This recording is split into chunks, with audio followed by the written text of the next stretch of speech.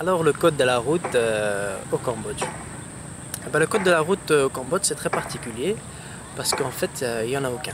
Chacun fait ce qu'il veut, comme il le sent.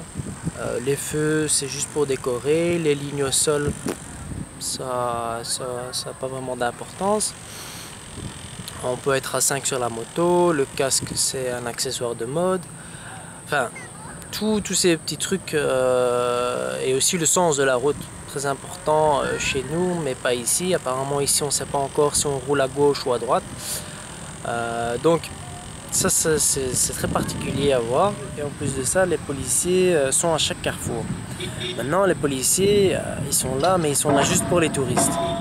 Donc, lorsque vous êtes un touriste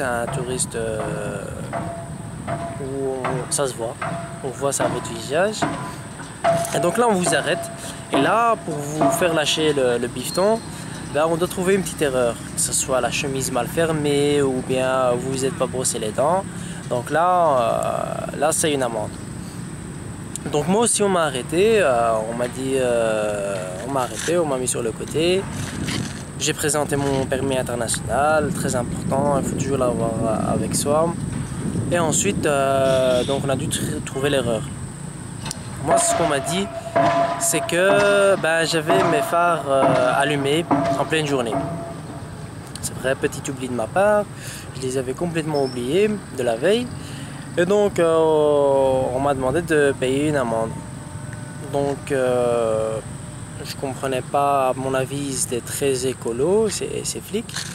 Donc, on m'a dit de payer c'est $1 d'amende, que bien évidemment j'ai refusé de payer. Donc moi je le regardais avec des grands yeux lorsqu'il m'a dit ça, en attendant la chute de la blague. Et il m'a dit il n'y a pas de blague. Je le regarde, il m'a dit il n'y a pas de blague, c'est $1.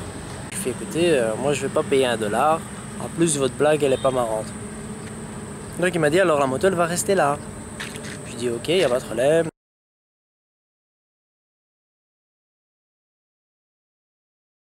Lorsque vous arrive ce genre de truc dans des pays comme ça, où malheureusement la police est très souvent corrompue, ou aussi généralement les touristes, surtout les touristes russes, ils s'arrêtent même pas, ils donnent $1 ou $2, c'est à peine s'ils jettent le billet par la fenêtre.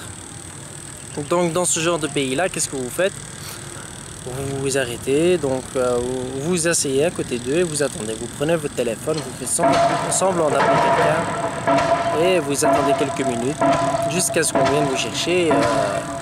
On va vous répéter qu'il faut payer, etc., qu'on va vous donner une preuve, etc.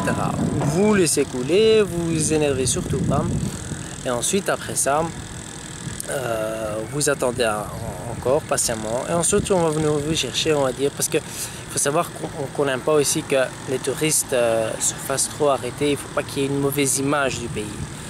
Donc à ce moment-là, moi ce qui s'est passé, c'est qu'on est venu, donc j'étais juste assis là devant eux, on est venu me chercher et on m'a dit que ben voilà, c'était bon pour cette fois-ci, étant donné que je ne connaissais pas la loi, et donc voilà, après on m'a laissé partir sans avoir payé. En fait, le souci c'est pas que ce soit $1 ou 2 ou $5. Le problème c'est que ici c'est un problème de corruption, donc on trouve tous les petits trucs pour vous arrêter et donc pour vous faire payer, et donc voilà, c'est ce qui arrive malheureusement dans ce genre de pays. Et donc voilà une petite astuce pour éviter de vous faire payer un truc inutile.